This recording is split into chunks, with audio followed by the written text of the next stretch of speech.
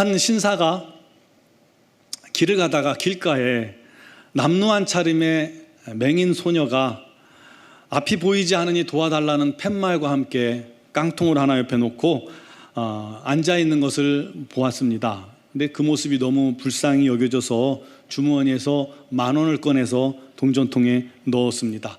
그러자 눈을 감고 있던 소녀가 갑자기 토끼 눈을 뜨고 놀라면서 지폐를 바라보고 있는 거예요. 그 모습에 신사가 황당해서 너 맹인 아니지? 하고 쏘아붙였습니다. 그러자 이 소녀가 울먹이면서 말하기를, 아저씨 너무 미안해요.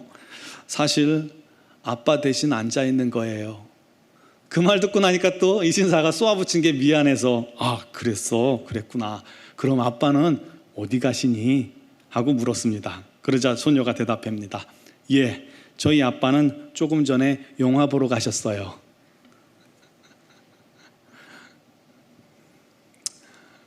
진리가 희귀한 세상이긴 해요. 중국에는 길거리에 거린 80%가 가짜라고 하죠. 한 방송사에서 거린 가족들이 나와서 많은 돈을 구걸해서 걷어가는 걸 보고 추적을 했더니 유명한 옷가게가 입점한 3층짜리 건물의 건물주랍니다. 세도 굉장히 많이 받는 건물이래요.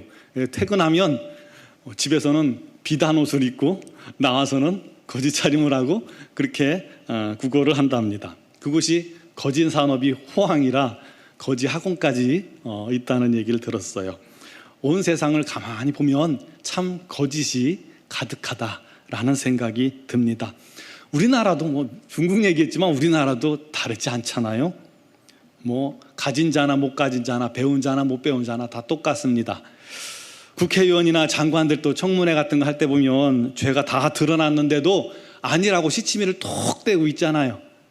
막다른 길목에서야 드디어 비로소 잘못했다고 사과하는 모습을 보면서 또 국민들이 분노하고 하는 일들이 요즘 종종 있는 것 같습니다.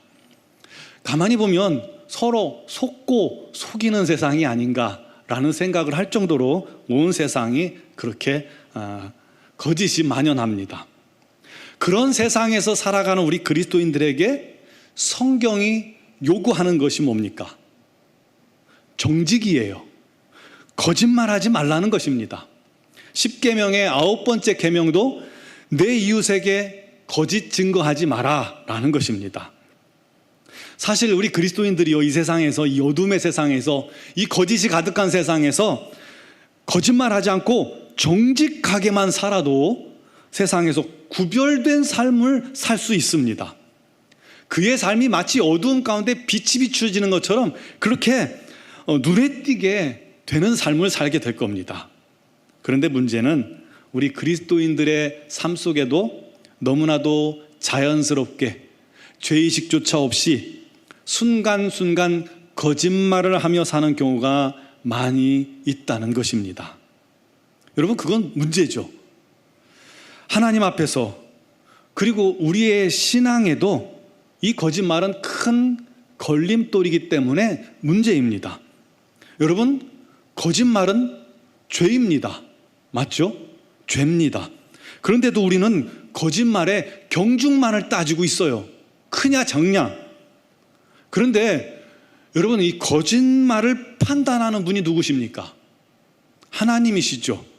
하나님 앞에서는 죄의 경중이 없습니다. 모든 죄가 다 동일합니다. 죄값은 사망입니다. 다 동일합니다. 우리가 거짓말을 소홀히 하는 한 문제가 뭐냐면 우리의 신앙이 한 걸음도 거룩함으로 나아가지 못한다는 거예요. 더 깊은 거룩함으로 나아가길 원하는 자는 이 거짓의 문제를 해결해야만 합니다. 여러분, 우리가 거짓을 우리 마음속에 품고 있으면 하나님과의 관계도 막히게 됩니다.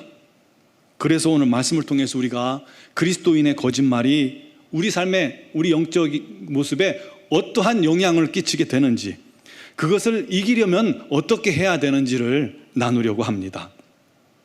오늘 본문 요한복음 8장 44절 말씀은 왜 세상에 거짓이 가득하며 거짓에 찌들어 있는지, 거짓의 기원이 무엇인지, 거짓의 정체가 무엇인지를 명확하게 밝혀놓고 있습니다. 너희는 너희 아비 마귀에게서 났으니 너희 아비의 욕심대로 너희도 행하고자 하느니라. 그는 처음부터 살인한 자요 진리가 그 속에 없으므로 진리에 서지 못하고 거짓을 말할 때마다 제 것으로 말하나니 이는 그가 거짓말쟁이요 거짓의 아비가 되었습니다. 이 세상 공중권세를 잡은 마귀가 거짓의 아버지라는 겁니다. 마귀 안에는 도대체 진리라는 게 없어요. 그 입에서 쏟아져 나오는 것마다 다 거짓입니다. 거짓을 말할 때마다 제 것으로 말한다는 것은 마귀가 거짓의 주인이라는 거예요. 거짓의 공급원이라는 거예요. 마귀 안에 거짓의 근원이 있는 겁니다. 음악의 아버지가 바흐라면 이 거짓의 아버지는 마귀인 것입니다. 중요한 것은 예수 믿기 전에 모든 사람들의 영적인 소속이 바로 이 마귀라는 거예요. 너희는 너희 아비 마귀에게서 났으니. 하나님을 알지 못하고 예수님을 알지 못하는 모든 사람은 원컨 원치 않건 마귀의 자녀입니다. 그 마귀의 자녀로 태어나서 마귀의 욕심대로 살고자 하는 것입니다. 그래서 그 사람들은 마귀의 욕심대로 행하는 본성이 그 안에 있어요. 그 마귀의 욕심이 살인이요 거짓입니다. 불의입니다. 분노요 죄요 탐심이요 욕망입니다. 그래서 거짓말을 제 것처럼 하고 죄의식도 없이 자연스럽게 하는 그 사람들은 그 스스로가 나는 마귀의 자녀임을 스스로 입증하고 있는 겁니다.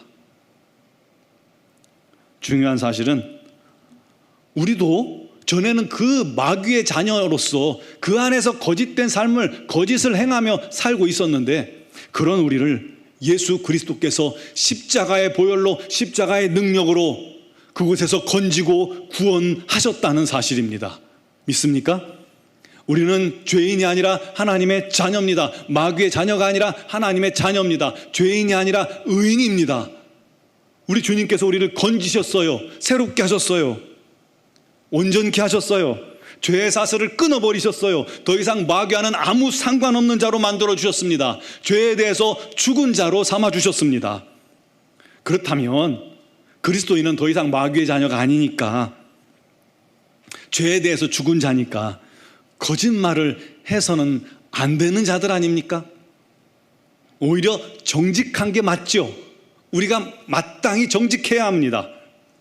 그런데도 문제는 우리 삶 속에 여전히 거짓말과 거짓 행동들이 남아있다는 것입니다. 왜 그럴까요? 우리가 그 거짓에 깨어있지 않았기 때문입니다. 거짓말에 대해서 우리가 민감하지 않았기 때문이에요. 거짓말은 마치 개미 지옥과 같습니다. 한번 빠지면 헤어나올 수가 없는 거예요. 거짓말을 한번 하면 그 거짓말을 합리화하기 위해서는 20말, 30말은 더 해야 거짓말을 합리화할 수 있습니다. 그렇죠? 그렇기 때문에 거짓말하는 사람들은 이 말이 많아요. 자기 거짓말을 어떻게든 덮으려고 말을 많이 할 수밖에 없는 겁니다. 또 이 거짓말은 마귀가 가장 좋아하고 잘 사용하는 마귀의 손에 익은 도구예요. 그러므로 거짓말의 유혹을 받는 것은 마귀가 자기 잘 쓰는 이 도구인 거짓말이라는 칼을 빌려주면서 그거 사용해 찔러 라고 말하는 것과 같은 것입니다. 또 아담과 하와에게 유혹한 것처럼 먹어 하나님처럼 될 거야 라고 하는 것과 똑같은 상황을 우리가 맞이하는 거예요. 거짓말의 유혹을 당할 때, 죄의 유혹을 당할 때도 그렇고요. 그래서 우리가 그 거짓말로 우리가 넘어가서, 그 유혹에 넘어가서 남을 속이고 남에게 해를 끼치는 순간 우리는 마귀가 준 그 도구로 상대방을 찌른 것이 되는 것이고, 마귀의 유혹에 넘어가서 선악을 알게 하는 나무의 열매를 먹은 아담과 하와와 똑같은 행동을 하게 된 것입니다. 우리가 그 거짓말로 남을 속이고 남을 해치는 것은 죄 아니겠습니까? 여러분, 그렇게 생각하면 심각해지죠. 그 순간, 즉 우리가 거짓말을 한 순간 우리는 마귀에게 코를 확 꿰어버린 것입니다. 마귀에게 끌려다닐 수밖에 없는 상황이 되는 거예요. 우리가 거짓말 한순간 우리는 마귀의 도구가 된 것이고요, 마귀의 대변인이 된 것이고 마귀의 나팔수가 된 것입니다. 우리 그리스도인들에게는 치욕적인 일인데 우리가 그것을 치욕으로 여기지 않고 거짓말을 삶 속에서 너무 자연스럽게 사용하고 있다는 사실입니다. 아브라함이 가뭄을 피해 그랄 땅으로 내려갔을 때 아내 사라를 자기 누이라고 거짓말을 했습니다. 왜냐하면 이 사라가 너무 예쁜 거예요. 그래서 그랄 왕이 자기의 목숨을 해치고 아내를 빼앗아 갈까 봐 자기 살자고 아내를 누이라고 거짓말을 친 겁니다. 그러니 얼마나 자연스럽게 그랄 왕이 그 아내 사라를 빼앗아 갔겠어요. 빼앗겼어요. 여러분, 이 사라는 마음속에 얼마나 큰 상처를 받았을까요? 얼마나 화가 났을까요? 그냥 화가 아니라 화딱지가 났을 거예요. 이 남편이란 사람이 자기를 지켜줄 생각은 안 하고 자기 생명 살자고 자기를 누이라고 거짓말치고 자기를 빼앗겼으니까 말이죠. 하나님 보시기에 얼마나 한심스러웠을까요? 그래서 하나님께서 답답하니까 직접 아비멜렉에게 찾아가 말씀하셨습니다. 그녀의 손끝 하나라도 건드리는 날엔 너와 너의 집은 다 죽는다. 그 말을 들은 아비멜렉이 깜짝 놀라서 아브라함을 불러가지고 말합니다. 야, 내가 너에게 무슨 잘못을, 무슨 죄를 졌길래 네가 나한테 이러느냐? 네 거짓말 때문에 나와 내 집이 다 죽을 뻔했노라. 아브라함의 그 거짓말로요, 그 아브라함의 가정도 파탄 날 뻔했고 그랄 왕과 그 민족도 멸망당할 뻔했잖아요. 여러분, 이게 거짓말의 영향력입니다. 거짓말은 결코 작은 죄가 아니에요. 사소하지 않아요. 사소하지 않은 이 죄를 우리가 너무 사소하게 생각하고 너무 쉽게 범하고 있는 거예요. 초대교회 아나니아와 삽비라 아시죠? 자기 땅에 판 값을요 가지고 왔어요. 일부를 가지고 와서는 베드로 앞에 드리면서 전부라고 거짓말을 했어요. 왜냐하면 그렇게 드리면 존경받을까 봐요. 사람들로부터. 아니, 일부만 가지고 와도 존경을 받을 텐데 욕심이 앞선 거예요. 결국 그것은 베드로를 속인 것이 아니라 성령님을 속인 죄로 그 자리에서 두 부부가 즉사를 하게 됩니다. 이것은 거짓말의 죗값이 무엇인지 우리 모두에게 우리 하나님께서 보여주신 사건입니다. 다윗도 밧세바와 간음을 하고는요, 그 죄를 숨기기 위해서 거짓말로 덮고 하다가 안 되니까 밧세바의 아내 우리아를, 그 충신을 전쟁터에 내보내 죽게 하지 않았습니까? 거짓말은 시간이 지나면 지날수록 눈덩이처럼 점점 더 커질 수밖에 없어요. 그 거짓말을 덮기 위해 거짓말로 덧붙이기 때문에 자꾸 커져버리는 것입니다. 치명적인 독을 가지고 있는 것이 거짓말이에요. 야곱도 거짓말로 장자의 축복을 받고는 도망을 치고 가족이 그렇게 흩어져서 뿔뿔이 흩어져 20년을 만나지 못했습니다. 가정이 파괴됐어요. 고통의 세월을 보내야만 했습니다. 자기도 끝내는 속아서 20년 동안 일을 하잖아요. 베드로도 예수님을 모른다고 3번이나 부인했습니다. 거짓말했어요. 그 죄책감 때문에 베드로가 얼마나 고통의 세월을 보냈습니까? 나중에 부활하신 예수님을 만났잖아요. 물고기 잡고 있는데 예수님이 오셔서 베드로가 정신없이 수영을 쳐서 우리 주님 앞에 나아갔는데 그 주님 앞에 단 한마디도 말을 먼저 꺼낼 수가 없었어요. 왜요? 미안해서, 민망해서요. 죄송스러웠어요. 이게 거짓말의 문제입니다. 거짓말은 하나님과 나 사이, 주님과 나 사이를 어긋나게 만드는 거예요. 우리 하나님 앞에서 떳떳하지 못하게 만드는 거예요. 왜요? 그것이 죄이기 때문입니다. 중요한 건 성도의 거짓말은 자신은 물론이거니와 그 가족과 주변 사람들까지 고통을 주게 만들고 우리 주님과의 관계도 틀어버린다는 것입니다. 이때 여러분 마음속에 한 가지 또 생각이 드실 거예요. 선의의 거짓말은 어떻게 될까? 물론 우리가 남의 유익을 위해서 거짓말을 할 때가 있어요. 아픈 부모님을 위해서 무슨 더 힘든 일이 있는데 안 알리고 거짓말 할 수도 있어요. 이 기생 라합은 정탐꾼들을 잡으러 오는 자기의 군인들에게 거짓말을 했습니다. 자기는 모른다고, 벌써 갔을 거라고, 가보라고. 거짓으로 알려줘서 이스라엘의 정탐꾼들을 살려줬죠. 그 덕에 자기와 가족들이 다 생명을 얻게 되었고, 훗날 결혼을 통해서 예수님의 족보에 오르는 복을 받았습니다. 거짓말 한마디 잘해서 인생 역전한 건가요? 그렇지 않습니다. 거짓말은 거짓말이에요. 선의의 거짓말, 선한 거짓말, 그런 건 없습니다. 라합의 거짓말은 생명을 살리기 위한 거짓말이니까 회개 안 해도 될까요? 그건 아니라고 봐요. 그렇지 않아요. 반드시 하나님께서는 그 거짓말에 대해서는 회개를 요구하신다는 겁니다. 2차 세계대전 때 유다인들의 학살을 다루는 그런 사건들이 많았는데, 영화 신들러 리스트 아시죠? 오스카 신들러라는 이 독일 사람이 그 죽어가는 유대인들이 불쌍해서 자기 공장을 차려놓고 공장에 유대인들을 쓰면 그들이 죽지 않으니까 최선을 다해서 유대인들을 모읍니다. 그들을 살렸습니다. 얼마나 의로운 사람인지 몰라요. 그 영화 보고 정말 눈물 안 흘린 사람이 있습니까? 눈물 흘린 만큼 의로운 사람이에요. 그도 좋은 일을 위해서 거짓말을, 자기 민족에게는 거짓말을 했겠죠. 그런데 그 거짓말을 했으니, 좋은 일을 위해서 했으니까 그 거짓말은 그냥 없어지는 건가요? 그 거짓말은 좋은 거짓말입니까? 여러분, 좋은 거짓말이라는 것도 없습니다. 거짓말은 그냥 죄예요. 거룩하게, 성결하게, 더 거룩하게, 더 성결하게 살려고 몸부림치는 사람이라면 그것이, 거짓말이 죄라는 사실을, 반드시 그것이 문제를 일으킨다는 것을 아실 겁니다. 거짓말에 대해서 우리 하나님께서 반드시 회개를 요구하십니다. 왜냐하면 회개 없이 거짓말은 해결되지 않기 때문입니다. 아무리 착한 일을 많이 해도 우리 안에 있는 죄는 해결되지 않아요. 여러분, 죄 씻으려고 선한 일을 한다고 죄가 씻깁니까? 예수의 피로만이 우리의 죄가 씻음 받습니다. 믿습니까? 맞죠? 아무리 선의의 거짓말을 한다고 할지라도 그 거짓말에 대한 죄는 우리 하나님 앞에 회개해야 합니다.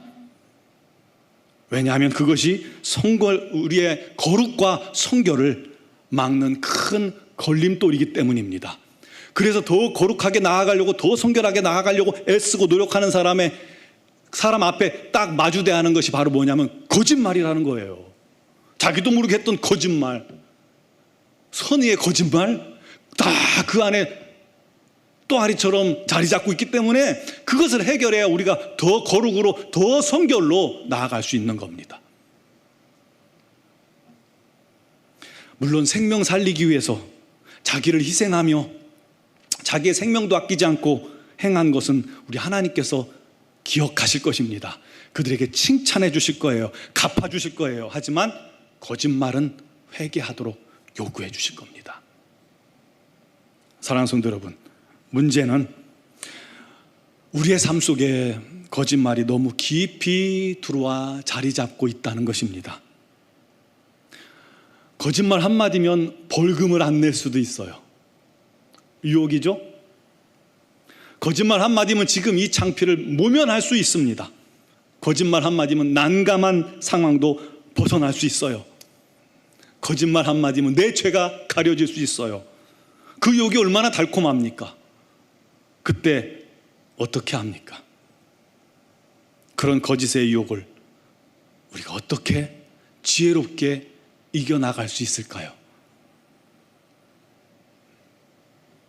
전화 오면 나 없다고 해. 여러분, 그런 말 많이 들어보시죠? 그거는 시킨 사람도 문제고, 그걸 또 시킨다고 하는 사람도 거짓말하게 만드는 겁니다. 나 없다고 해. 있으면서 없다고 해. 그보다는 전화 받을 형편이 못 됩니다 라고 말하는 게 더 지혜롭겠죠. 우리 놀이시설을 간다든가 목욕탕을 간다든가 뭐 기차를 탄다든가 뷔페집에 간다든가 하면 나이 제한이 있어요.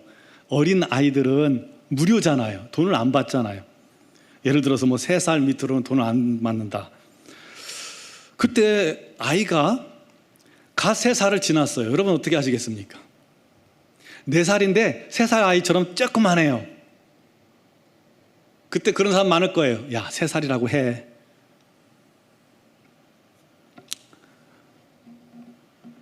여러분, 가슴 떨며 거짓말해서 돈 아꼈다고 좋아할 게 아닙니다. 그렇죠? 그냥 돈 내고 정직한 게 우리 그리스도인들이 해야 할 일입니다. 그게 빛입니다. 상대가 알든 모르든 우리는 하나님 앞에서 정직하면 되는 겁니다. 사람은 속일 수 있을지 몰라도 우리 하나님을 우리가 무슨 수로 속입니까? 장사하시는 분들이요, 이렇게 하면 남는 게 하나도 없다 그러죠? 믿지고 파는 거다. 사실 그렇게 믿지고 팔 수도 있겠지만 그거보다는 그렇게 정말 조금밖에 안 나오면 그렇게 팔면 저는 조금밖에 남는 게 없습니다 라고 말하는 게 정직한 것이죠.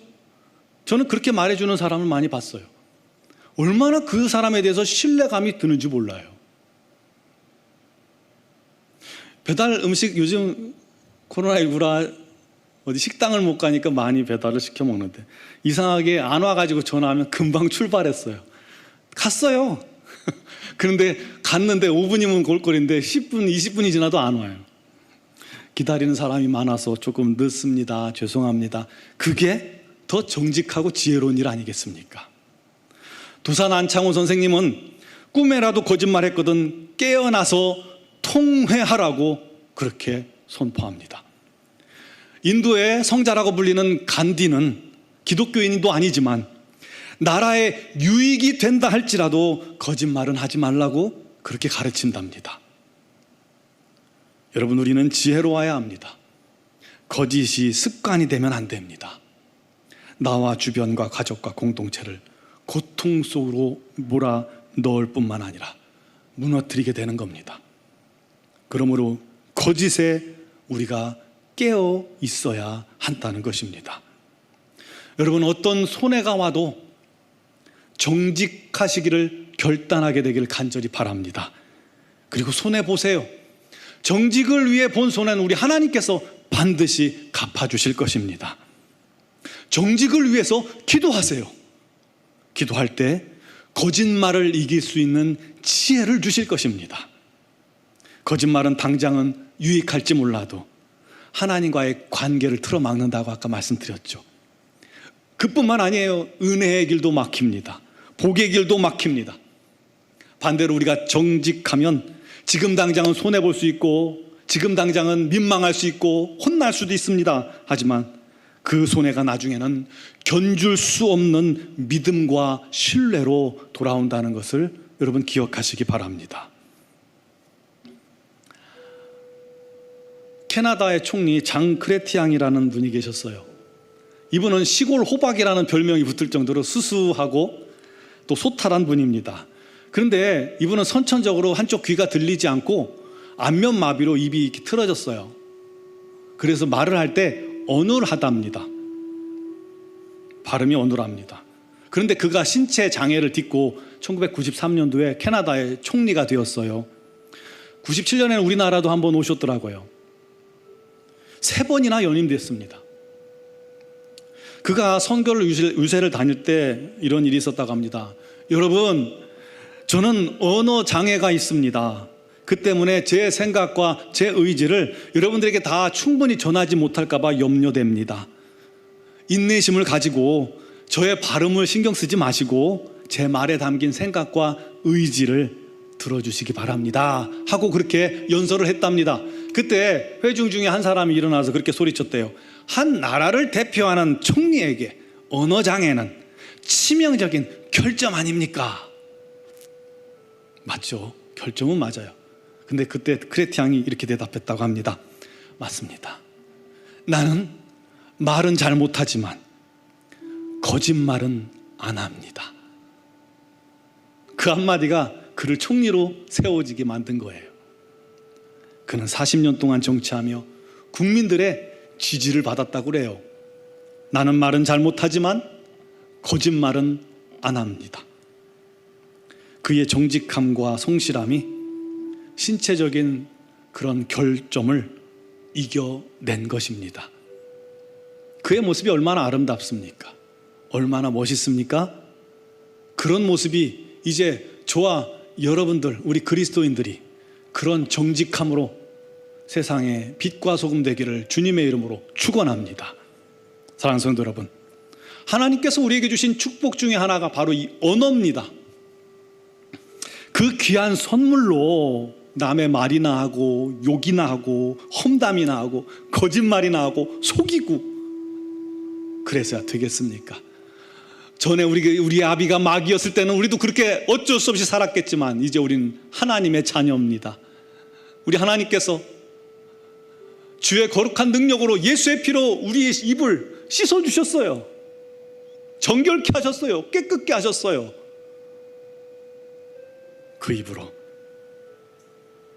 진리만을 말하고 사랑만을 선포하고 축복만을 선포하는 저와 여러분 되길 바랍니다.